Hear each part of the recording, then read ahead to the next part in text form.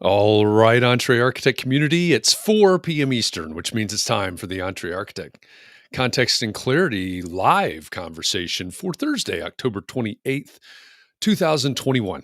Thanks for joining us today. As you get here, say hi. Let us know that you're here and let us know where you're joining the conversation from, just like Scott Thrift has done from sunny San Francisco. Scott is the first in on my screen, so he is the winner of today's Crocheted Bathtub Award. So welcome, Scott. Congratulations.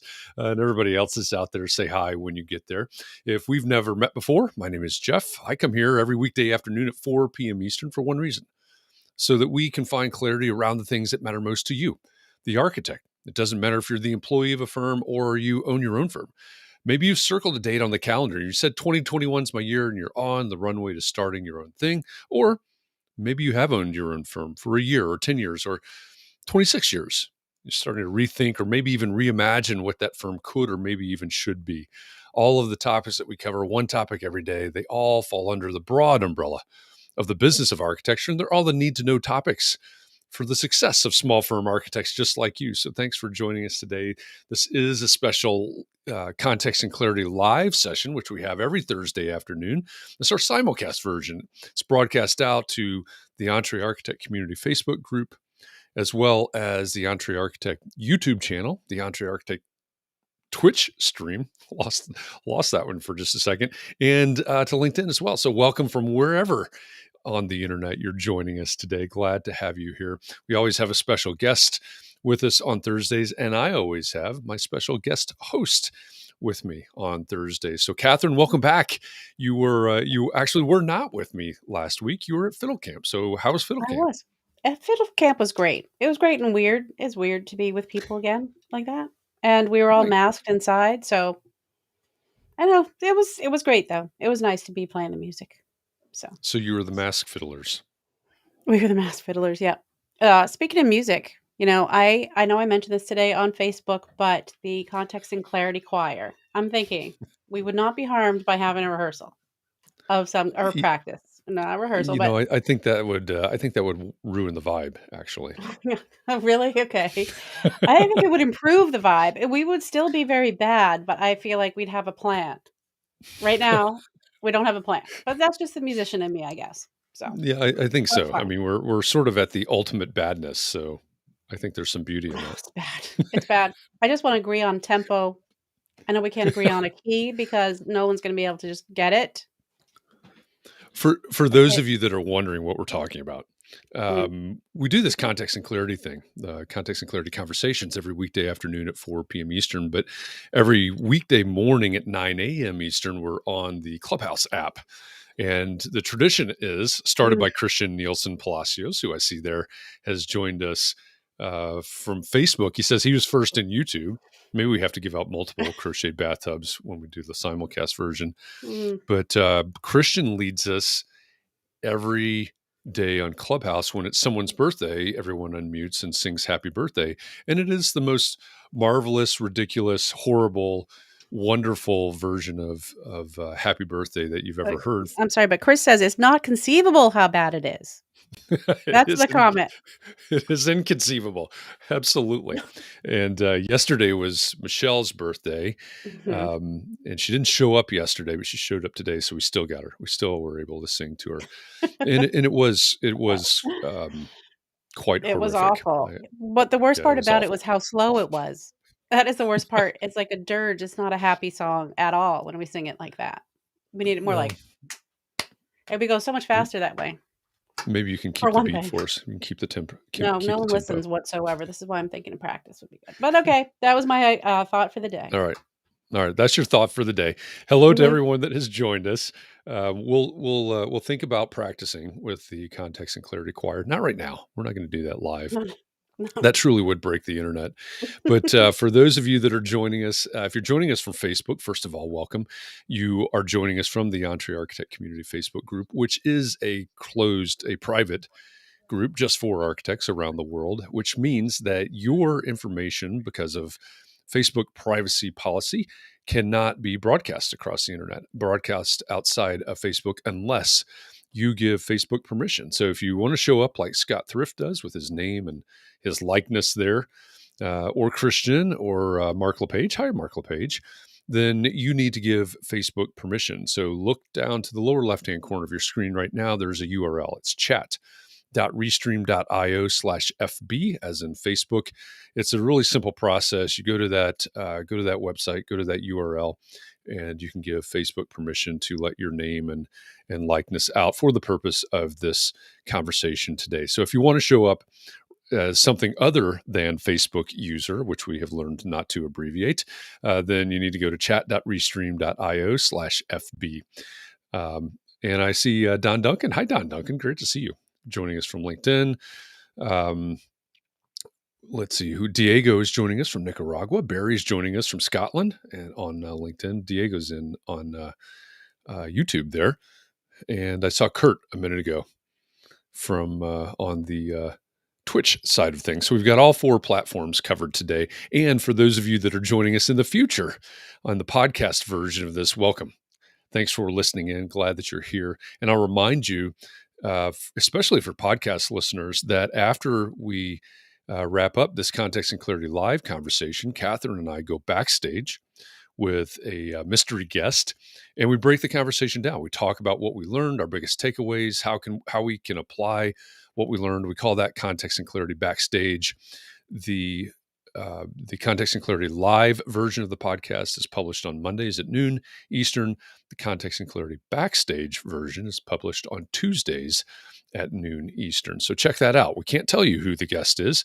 You just have to listen and find out, and then tell us the next week who that guest was. And speaking of guests, it's about time. Probably ran out of green M&Ms in the green room by now. So let me just introduce our guest today. Is an adventurer, an advocate, and an author. She's a leader, a mentor, and an architect. She's a director of the National AIA Strategic Council. She's the architect.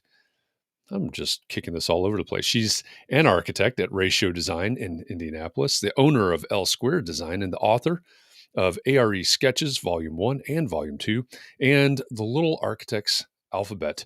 Lora Teagarden, welcome to Context and Clarity Live. Hello. Thank you for Glad having to have me you here. today. It's great to have you. And we see the world map behind you. And at least I only see one dog right now. So Yep. everybody be on the lookout for another dog back there. But it's great to have you and the dogs with us today. Yeah. Thanks again for having me. Hi, Kurt. I'm waving north in your direction. So yeah, it's you will see some familiar names, if not familiar faces, in the tiny little circles here on the screen. So there are several people that know you, that are friends, and we're looking forward to this conversation today. So it's great to have you here with us today, as well as everybody else is joining us in our live virtual audience. That's one of the beauties of this platform that we have. We can stream out all over the internet to all points of the world. And as I look around right now, I also like to give out the award for furthest virtually traveled. And I think right now, so we've got Diego down in Nicaragua. So everybody in the U.S., you're just going to lose this, I think, unless you're in Hawaii, perhaps. But Diego's down in Nicaragua, Barry is in Scotland, and Carly's in Reading, England. So somebody's going to have to do the mapping for me. I'm not sure which is furthest traveled right now, but it's great to have people from all around the world in these conversations. And as I said, we're featuring today Lora Teagarden, architect, advocate, and author. So, Lora, I think the first question that we've got to ask, again, you've published 3 books now, right? Mm-hmm. Why do you write books? Well, one of my passions, one of my whys to life is sharing knowledge and helping improve the profession. And if you think about what these 3 books so far are focused on, they are focused on helping people get licensed and thereby helping them engage in and improve the profession at a professional level. And then also children's book, right? So it's about getting architecture and the world around them in front of little kids as early as we possibly can. Because the reality is a 10-year-old today is an intern in 2030. Like, if you want to have your mind blown, just Yeah. think about that. Um, 2030. That seems like the future, but it's really not that long from now. It seems yeah, like a futuristic yeah. type date. Yikes. You're right. So, I'll be nice to those 10-year-olds. yeah.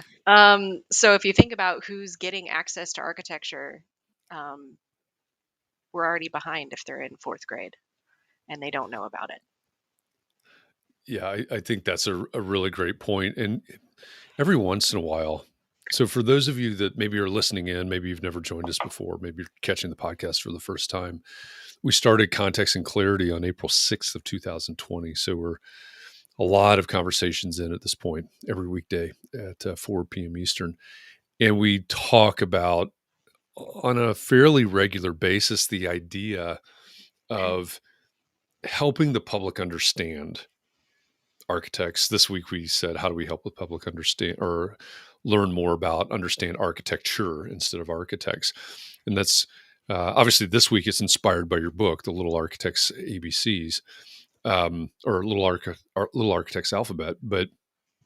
Um, but I think that's really important for all of the um, maybe complaints that we get about the public not understanding, not valuing architects, et cetera. I think the idea of starting with ABCs is a great place to start. Yes. Yeah. Um, I've had a lot of great feedback in the past year about parents noticing that their kids on walks are more engaged with the world around them, parents learning alongside their kids about the world around them.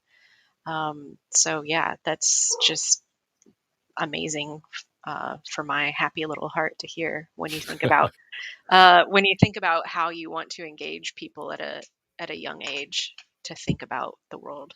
So Yeah, and there's a great reminder, everybody, read to your kids. That's really important.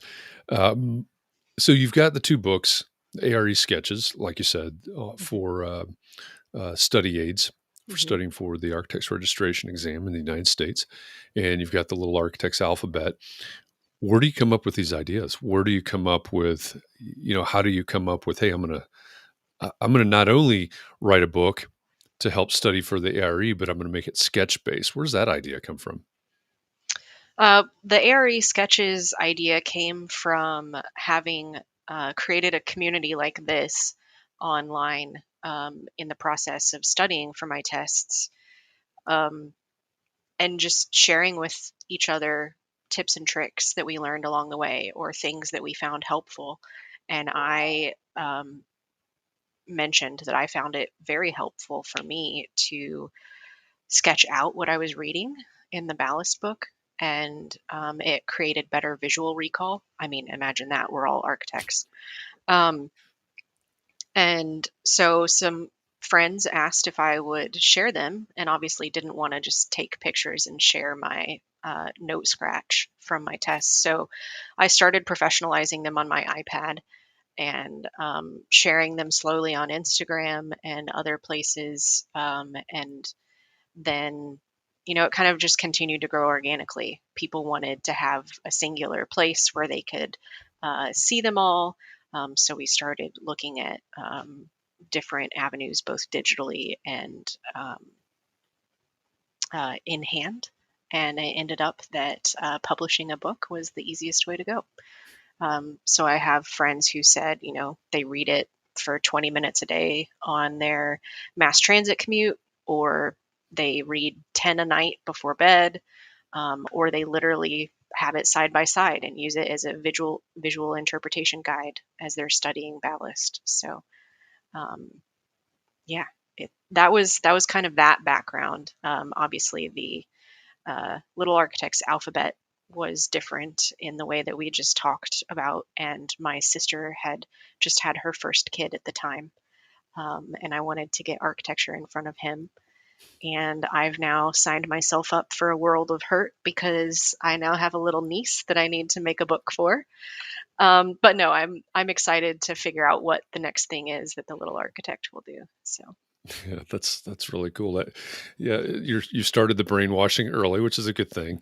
But you have set yourself up, and you mentioned Instagram. So for those of you out there, whether you're in our live virtual audience right now or you're listening in the future, you need to check out Laura's Instagram account. It's L2 Design LLC, and you'll see not only things having to do with her books, but also her. Um, you call it L2 HQ, right? Hmm. The house projects. How long have you been renovating your home now? 7 years. Just Seven, hit seven just hit years. the crazy seven. There you go. So you can. I've been living vicariously for 7 years, watching Laura's house progress. But you should check out her Instagram account. There's, like she said, that's one of the places that the sketches started, and it's fun to follow along there. Um, Hmm. L2, what is it again? I L2 like Design I like to get right LLC. on things. L2 design. All right. L2 Design LLC is Laura's, or probably just type in Lora Teagarden and you might you might find that. But it's a good place to go. So so is it fair to say you recognize a need? I mean, is that, or is it recognize an opportunity? I don't know. Um, Um, I mean, it probably was both, but it was definitely a need-driven thing. And I kind of let, especially the ARE sketches, grow organically. I didn't want to, obviously, as a recently licensed architect at the time, I was already more than busy. Um, so I didn't want to take on something that was not needed in the community. I wanted to be of service. I wanted to be helpful. Um, so I let that process grow organically. And in that way, I then already also had people, I had a network through those conversations and through that growth. It wasn't like I was taking something to market cold. Um, and, as people get older and consider having families in the process of going from being in college to being a young professional, um, it wasn't simply that I was taking the ABC book to market cold. It was, I have peers who are now having kids, so this is helpful to more than just my nephew. Um, so, yeah, that's a great point. I mean, that's your way of market research, which is really important. Taking ideas to the market cold, as you say, that that can often be a recipe for disaster. Catherine, it looks like we've got a comment from Christian. Yeah, this might be jumping the gun a little, but we all want to know. This is the burning question we all want to know. So, as Christian says, Reinhold's books, How to Self-Publish chapter, seems a bit dated. Can Laura suggest a more current resource or teach us how to do it? We want the 2-minute version so we can go ahead and do it because I'm sure we we can just do it when you tell us how to do it. We have a lot of questions about that. yeah, so pitch yourself to I guess it depends on the topic, right? So pitch yourself to a publishing company or go the self-publishing route, which is what I did. I went through Amazon. Um, Pros and cons. At the end of the day, they still hold at least an 85% market share of online book sales. Um, so you might as well get in the first stream instead of paying a secondary distribution stream. Uh, they have done a really good job about keeping their tools up to date as it relates to their how-tos. So literally just go to kdp.amazon.com, I think, Kindle Direct Publishing, and there's digital options, hard printed options. They just released the option for hardcover, which is wonderful. They still don't allow board books as it relates to self-publishing. So from the little architect side, you just have to keep the kids from chewing the page or something. But um, yeah, that's the best way to go about it. They have all sorts of formatting. Obviously, Amazon is set for more of a word heavy process. They want to help publish novels and more word based documents. But as architects, we all probably understand how to deal with InDesign and PDFs.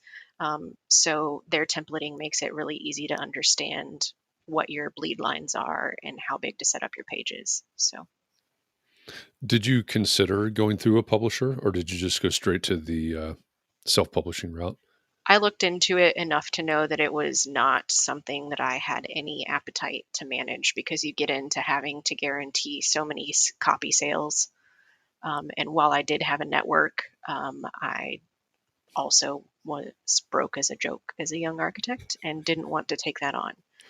So, can you explain that a little bit? Does that mean that you have to guarantee to the publisher that you can sell a certain amount of books in a certain amount of time? You have to be able to, if you're an unknown entity in the world, obviously, this is not an issue for someone like Stephen King or someone, heck, probably even someone like Ching. But if you are an unknown entity in the world, you have to take on the risk. So um, you have to cover whatever portion that looks like, and it's different for every publishing company. It could be 300 books, it could be 3,000 books, but you have to cover the print cost up front for that, and then hope that that amount sells. And there's plenty of stories out there of even famous authors, people that you know of pitching their idea to, dozens, if not more, publishers and being turned down. So that's not a guarantee either. For those of you that joined us for Context and Clarity Live, maybe 3 months ago now, I don't know, 3 or 4 months ago, we had Mark Schaefer on, who has 9 or 10 best-selling business books, marketing books. And he, I think, probably for at least the past 6 has been self-publishing, which actually surprised me. But this becoming, even with best-selling authors, self-publishing is becoming a favorite route as Mhm. well. So Yeah. that's good advice. So I'm just going to hit these next two. So when you publish through Amazon on a paperback, you upload the cover image and spline and back image as a single PDF. They check it against it. The entire process goes through an internal editing check to make sure there's no like bleed or coverage. If there is, you have to okay that it's still okay for them to print before they first do it. In the initial creation of the book set up on the KDP backend, they assign you an ISBN, both the 9-digit and 13-digit, so it technically lives in the Library of Congress. And there is a best use for, or desired size for, the book itself. So the airy sketches I kept at the desired size. It's your standard, let's see this way, it's your standard novel kind of size. I think it's like a 6x9 or something of that nature. And in that process, they will show you the best scenarios, how much each version takes to print, and if you are still in a distribution option stream based on that size. So obviously for this one, I wanted to make sure that it was available everywhere, and that libraries could get it, and that other booksellers and like college bookstores could get it. For the Little Architect's Alphabet, I went a square format just based on what was needed for the design. This is still, I wanted to make sure that it could still be sold everywhere. So you just have to check their listing um, and understand. And this does cost a little more to make. There's obviously more paper per page. But you can start to fill in. They have all sorts of calculators on their end to understand what the production cost will be, what the marketing cost on Amazon's size will be, or on Amazon's side will be, and based on if it's, specific paper type, if it's color versus black and white. And then based on the price that you set, well, they will recommend a price to you, but you can set any price as it relates to that, as long as you are getting some variety of profit. Yeah. And the width of the spline obviously is very different between the two. So once you plug in how many pages you have, it templates out and tells you for that cover PDF design how big you need to make the spline. Having never gone through the process, it would seem to me that it's in Amazon's best interest to make it pretty easy to navigate the whole process. And they're inherently a shipping company, which is why size is important. So they want to make it the most economical as possible to ship a book and to stock a book on a standard bookshelf. So that's why Christian's question, why would size determine where it can be sold? That's why. Yep. Yeah. Okay. Yeah, they're the IKEA of book shippers.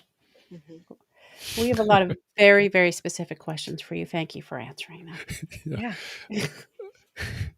So you, like you said, you were, well, when you started with ARE sketches, you were a young, recently licensed architect at that point. You had a job, right? Still doing things on your house and everything else you've got going on. You're very involved with AIA at various levels over the years, various increasing levels over the years. So how do you find time to, it's a loaded question. How do you find time to write books, to do these sketches, to flesh out these ideas? Yeah, it's not a loaded question. It's one I got and still get a lot. It has boiled down to a now very simple answer in that I'm single, or I was single. Thankfully not anymore. I love my wife. But I was single and just marching to the beat of my own drum. And that meant that I could not just burn the candle at both ends, but I could just throw it on the damn bonfire. So I was working 8 to 5, and I would come home and work on the house for a little bit. And I would then sit in front of the TV and catch up on an episode of whatever. And at the same time, be sketching for the books. And I would just kind of parse out my time outside of work as needed based on deadlines or goals or things that needed done. Obviously, that has changed a little. The books are slower to make progress. I'm still working on the third book of the ARE series, which will be like a 2.0 because they've changed the testing process. And I'm obviously working on yet another little architect's book because of my wonderful little niece. So, but yeah, it's totally, it's a priority thing. Priorities shift over the process of a lifetime. And I'm sure that they will continue to do so. Absolutely. There's Michelle weighing in. And Michelle says, that's funny, Laura, because I said that this morning. If you don't get married or have kids, you have a lot of time. Yeah. Yep, that's true. But yeah, well, no comment because sometimes it's too late if you already have the kids. So what are you going to do? But yeah, they'll eventually leave, I guess. And then when the whole empty nest thing happens, that's when we go back to having time, Michelle. I think that's the secret. Yeah. Yeah. Apparently you're not allowed to sell the kids on Amazon. So you have to keep them for a while. Okay, that would not work out. But when are we publishing our books? It says, Christian wants to know, Jeff, Katharine, Mark, when are you publishing your books? I guess my kids are going to have to leave first. Yeah, I don't have a timeline right now.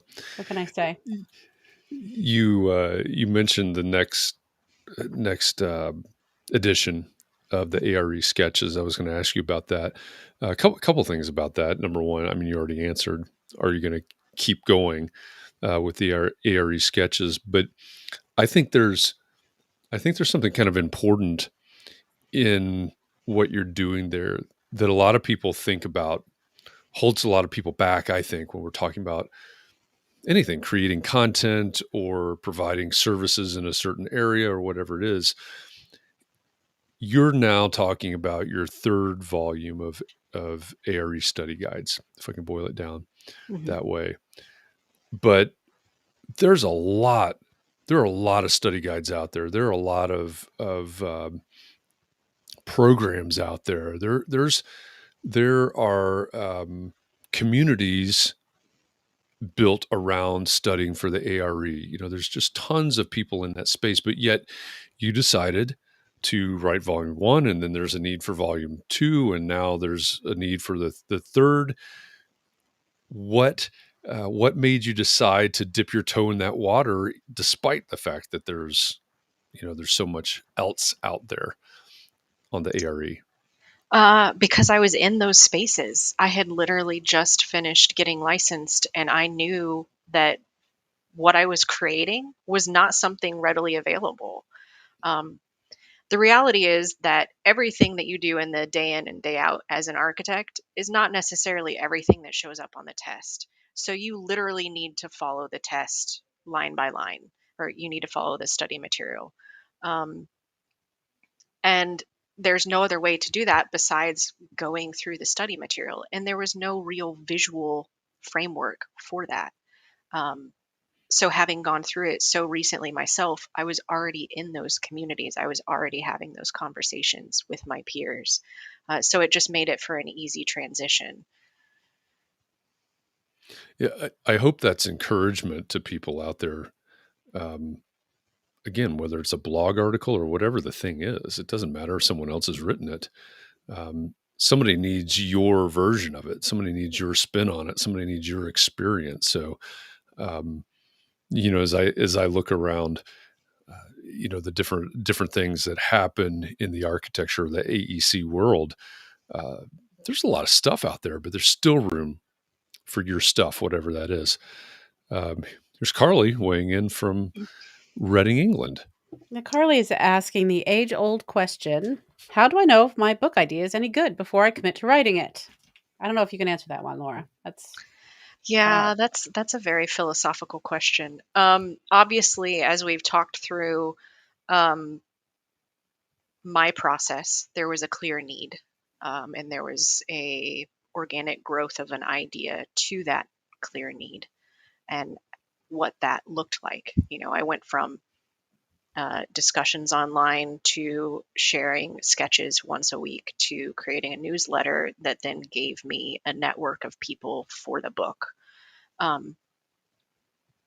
If you are constantly having the types of conversations that revolve around what you want to write about, I would say that shows there's a pretty clear need.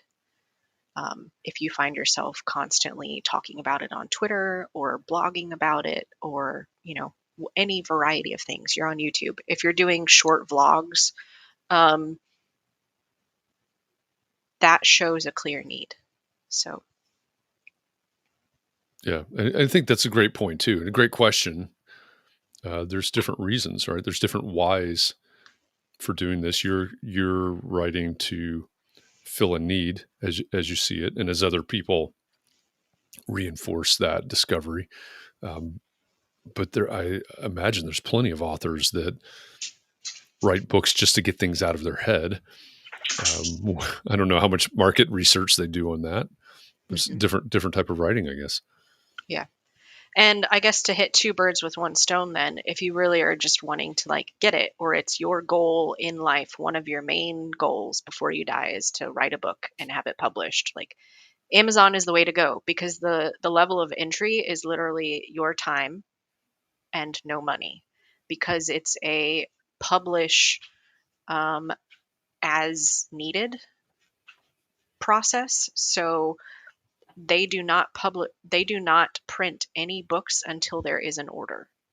They actually have publishing warehouses located around the country, where they print on demand. So I don't have to do any of that front end guaranteeing of so many sales before it happens. On the back end of that, there's no advanced royalty. There's not typically, unless you're Stephen King. which none of us are. Right, sadly. I didn't see his name in the He's not comments here yet. today. Yeah. So, there's no advanced royalty to it, but you're also not out any money. It's not made me rich, but it has been fulfilling. I basically set it aside and use it as travel money, which further fuels me, further makes me interested um, in being able to see architecture and see the world in a different way, which then benefits the books I write. So I like that. Yeah. Israel wanted to know, what is the return on investment in writing books? And I think you kind of just touched on that. yeah, but there's a different type of, I don't know if he's speaking about the actual true financial, he or she She? is She. speaking about the financial return, or if she is speaking about the like fulfillment, the recognition, the being invited, being seen as a thought leader, being invited to speak to things. Obviously, something like this podcast is a very clear return on investment. So take it for what you will. The more people that see it, the more marketing that happens around it, the more that you are helping any group of people, the more your return on investment. Yeah, I think that's a great point. Another question that came up. So Israel's question came up this morning in Clubhouse. There's another that came up this morning, and I apologize because I was not able to grab his last name, but it was Jeffrey with one F, Mm-hmm. which I don't really understand this question, actually. So maybe you can explain it to me. Yeah. So the question was, and this goes back to the very beginning of our conversation here. It's how do you make sure, assuming that your goal, and you've already talked about this, and it is your goal, but how do you make sure that you're actually providing value and not just being self-promotional, and or because we haven't even talked about promoting the books yet, where's that line between, okay, I'm doing this to provide value to parents and kids, or people preparing to or in the process of taking the ARE, versus, hey, I'm promoting this and building up my own street cred and my name in the industry, or whatever the other side of that is. Do you give any thought to that? Again, going back to the beginning of our conversation, you identified a need, or Mm-hmm. you're providing value and in filling that need. But does that ever cross your mind? Do you ever see a line? Okay, where does this change from being promotional to just being about value? I mean, so I think that there is likely a line, and I think depending on the person, that line is perhaps easy to see. And now Madeline says hello. It's like a magic trick. Yeah. Sometimes that line is easy to see, but it depends on how you approach the process. I have never been one to actively seek out, like, hey, will you have me on your podcast? Hey, will you write an article about me? It has always been a word of mouth growth, or people sharing my work because they found value in it.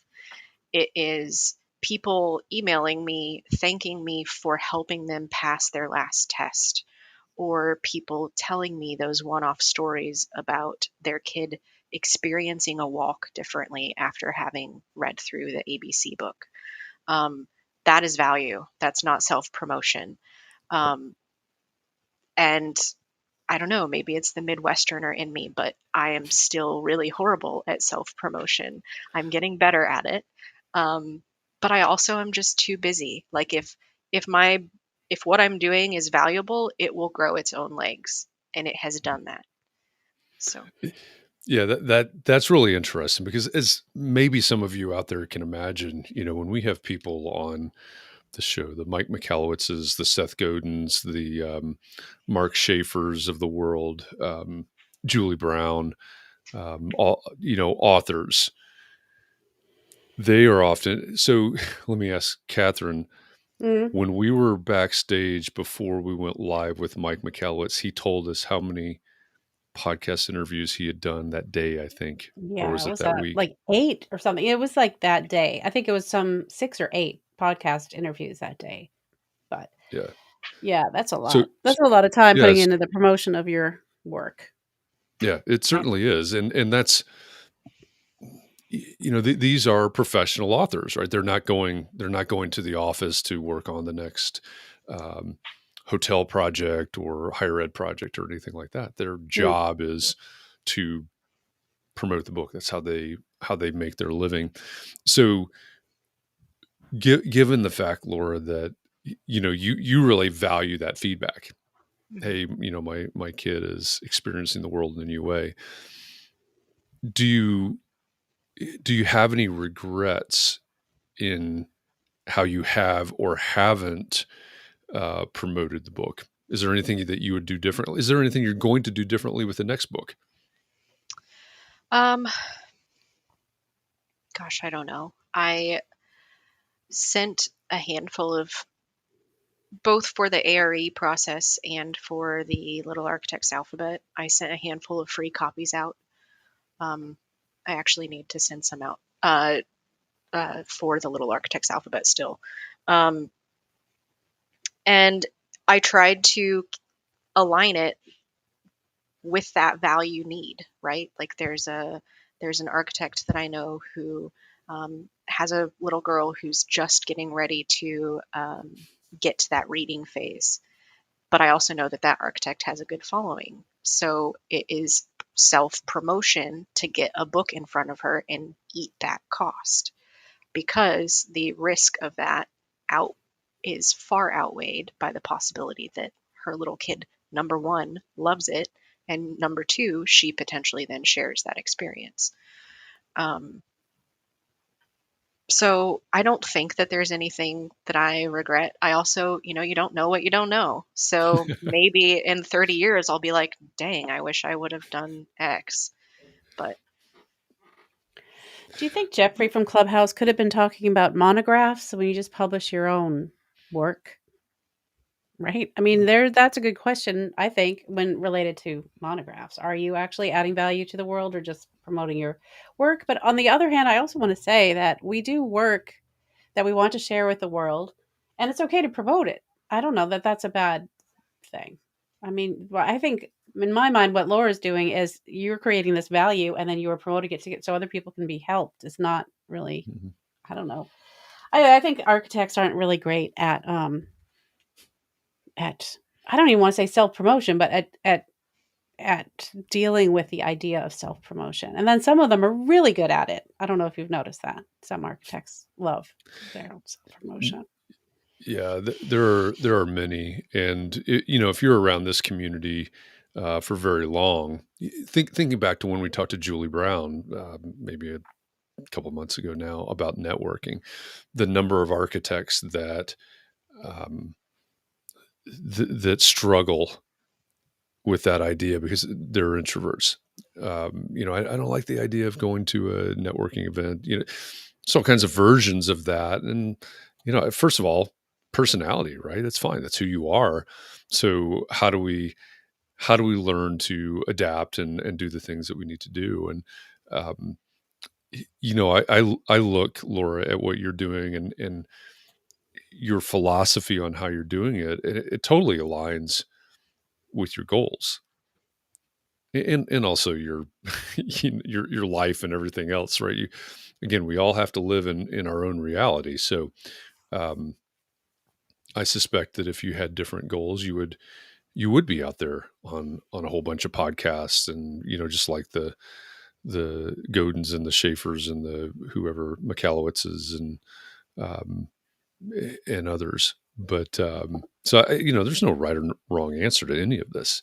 Um, and I wonder, there are several people in the community that have published books as well. I wonder what they're doing in terms of promoting.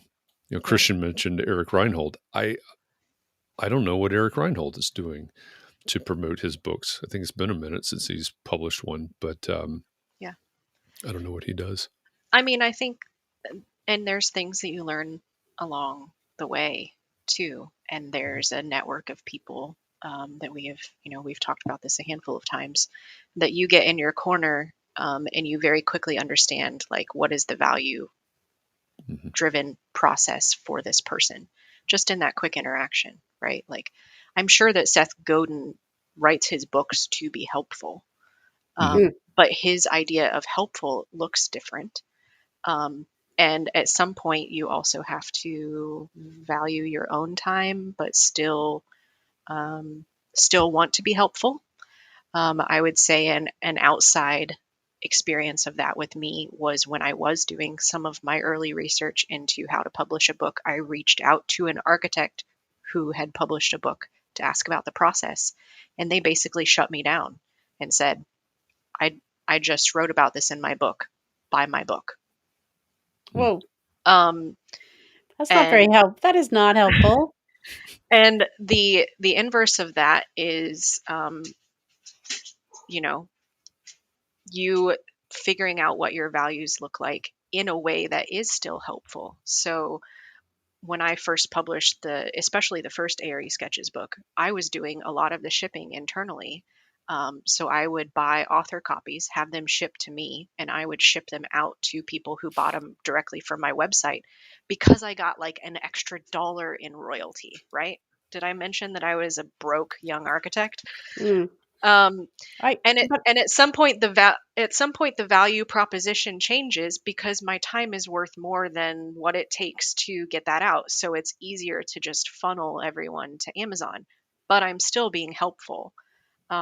So the whole idea of that looks different depending on each person's stage in their life.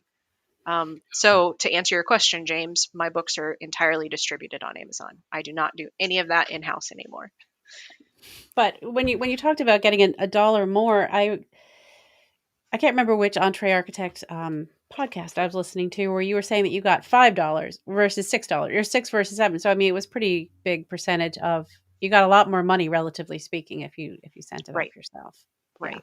Yeah. So When the royalty is small, the percentage grows. If you, yes, yeah, yeah, and that was a $45 book, you said. I yeah. was kind of surprised that that was all you were. So that's Be- from Amazon. I mean, I guess it's rude to talk about money, but since we're all dreaming of getting rich when we put out our books, I think we should get a little reality check. But Yep. so then Amazon keeps the other $40 of the Well, $45 book. yes, because that's part of their marketing fee, and that's the production price for a color book. So, Okay. that is something that I'm struggling with for the next version of the ARE Sketches, is potentially reformatting that process to make it slightly cheaper to produce, because otherwise it is going to be exponentially expensive because of how InCarb reformatted the testing. I have the first book cost $45 and was 300-ish sketches. This next book needs at least 500 sketches to make it happen, and Mm, I'm about halfway through. So you can imagine, if I don't reformat it, the price of production is just that much more. yeah. And I understand what it's like to be a broke young architect, so I want to keep it accessible to the people who need it. Hmm. Um, Yeah, I, because then that would be a $90 book. right. That your market, the people buying it may think twice about that price. Yeah. yeah, that's a fascinating process, and I think it speaks to a real connection. You've said this over and over, Laura, in this conversation. We've touched on it, but it really speaks to being plugged in to a community and being there to support and deliver value to a community. Kind of reminds me a little bit of Pat Flynn, who we spoke to a few weeks ago, all about all about community and supporting a community and understanding the needs and, delivering something based on the needs that you've seen. So I applaud the diligence in refiguring the process, I guess, in that case. So Charles is Chris has really interested in saying hi. Sorry. we see that wag in the background. For those of you who are listening to the audio only version, we have a yellow dog and a black dog in the background. Brother and sister, right? Yep. And Charles is done waiting. Charles wants his moment on YouTube. So You Chris got his Novelli 15 wanted to seconds. know if does Amazon make you sign any agreement where it's only published through them, and can you offer a paperback on Amazon and a PDF download from your own website? So Amazon does not make you sign any sort of agreement. It is your book. You can buy author copies and distribute at will. I actually have, well, as far as I know, the ARE Sketches books are only sold on Amazon. I don't know of a third-party bookseller who is selling them. But that is part of that distribution stream process, right? So I can open it up when before I hit go on publishing, I can open it up to different distribution streams. I can choose to only sell it in the US. I can choose to sell it in Amazon UK. I can choose to sell it anywhere. And I can also open it up to libraries, which makes it slightly more expensive because, or they set a higher minimum price for the book because then they make less money on it. And I can open it up to brick and mortar bookstores, and that is their own process. Brick and mortars go through their own way of getting books into them. So from an ARE Sketches standpoint, that is Amazon only.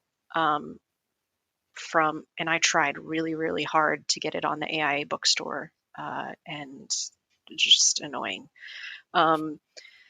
The Little Architects Alphabet is in a handful of brick and mortar stores, either of my own volition, of like buying author copies, taking it in, showing it to them, getting their interest, and then doing it basically on consignment, or brick and mortar stores finding and hearing about my book and choosing to buy it internally through their distribution process, and then just letting me know after the fact that they do sell it.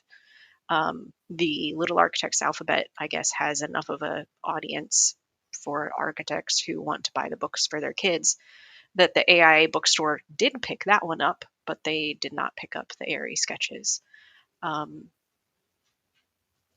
Amazon, from also a PDF download scenario, it's annoying. Even as a hardback, I had enough people trying to scam my book that it's not worth making a PDF of. They were scamming which book? The ARE Sketches or the Little Architect? Yeah. It was be kind of sad to think of people trying to scam the Little Architect book. Well, I think they have. I've had to write a handful of DCMAs for the Little Architects Alphabet. I had to write so many of them for the ARE Sketches. And to be honest, like, it's just a process of having time to do a Google search to see if there's free versions of it available. And I have less time now. So how do you discover that someone has scammed the book, as you say? Google free title of your book and see what pops up. So you could set up a Google alert. Yeah. Well, and I mean, I have Google alerts set up for all of the book titles in general, but that doesn't always, for some reason, catch the free things. So interesting. That's too bad. Sorry, people are stealing. So you've made it when people are. It's like when we get a troll here, we know we've made it. Which we haven't had for a while, so I'm starting to wonder: have we really made it, Beth? We're slipping. Don't know. Hey, trolls, we're still here. No, they make me really nervous. I'm happy they haven't shown up recently. Yeah. So on Monday, on our context and clarity conversation on Monday, started with the question, what's the book that you would write? Really interesting feedback from the community, both on Clubhouse and in the Facebook group. Lots and lots of people talking about what they would write, sharing some really interesting ideas. Um, what's the best piece of advice that you have for any architect or anybody that's in this audience that thinks they might have a book in them, but there's something holding them back? If it's something you're thinking about more than once a week, like invest 30 minutes a week, invest 30 minutes 3 days a week. Like just try and see the idea through and see if it has legs. Start talking to people about the idea or sharing snippets of it and see if it has legs. And then you just have to do the work. You just have to follow through on it. So I think that's really great. And as you were saying that, it reminded me, because I remember, I forget if we were in Atlanta or Chicago, it was at one of the AIA conferences where it was probably volume 1. You were delivering. People had bought copies, and you had a whole bunch that you were carrying around so that you could deliver them. yeah. But like you said, you had become a part of and had created a community around the sketches. And there are authors out there, not very many of them. I would put them in a pretty high category, that actually bring their community along on the process of writing a book, very similar to what you've done.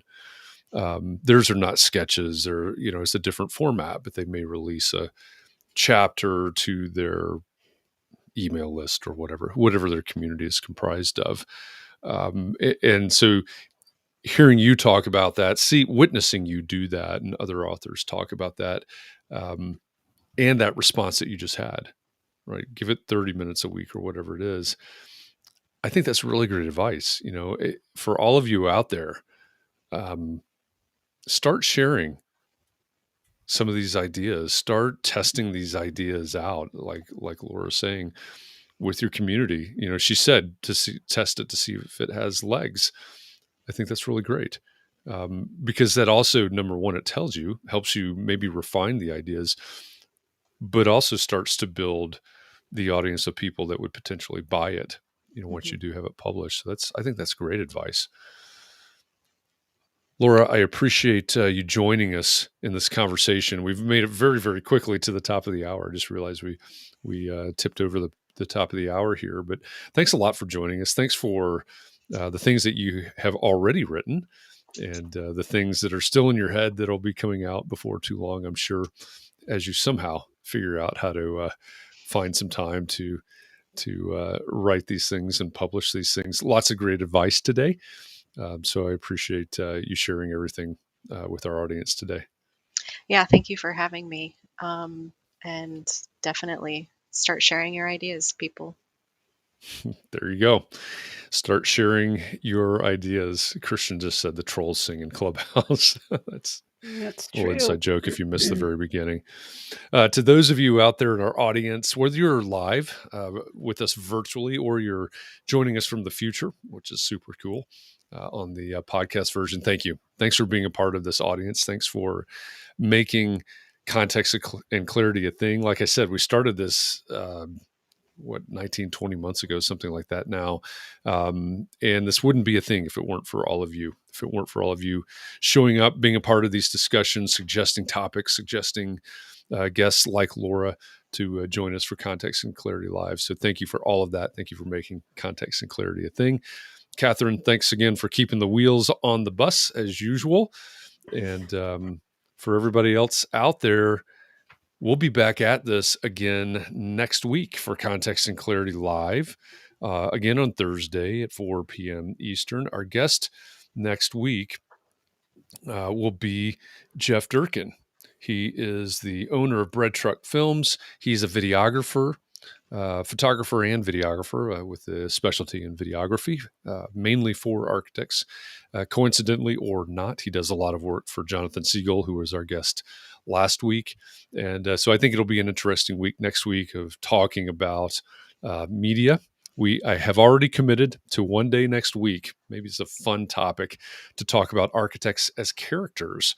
So think about movies, think about literature, think about TV shows. We'll talk about architects as characters at some point next week. But join us, and then, of course, join us tomorrow for our context and clarity conversation. We are back to our mystery member spotlight. I can't tell you who the mystery member will be tomorrow because then it wouldn't be a mystery. I'm But ready. we will. Already. How do these 2 weeks go by? So they fly so fast, Jeff. They go I by say very that every quickly. time. Every time I'm surprised that it's tomorrow. Absolutely. When I'm we're sure it's doing on it my every day, it goes by very quickly. So join us tomorrow. Guess who our mystery guest is. Get to know the community a little bit better. Until then, please take care of yourself. Be well. Stay safe. Keep those around you safe and well. Find a little bit of time tonight to breathe, relax. Find a little way to be rejuvenated because we're going to do this all over again tomorrow. So thanks, everybody. I appreciate all of you. And I hope that I'll see you sometime, somewhere soon. Thanks, everybody. Thank you.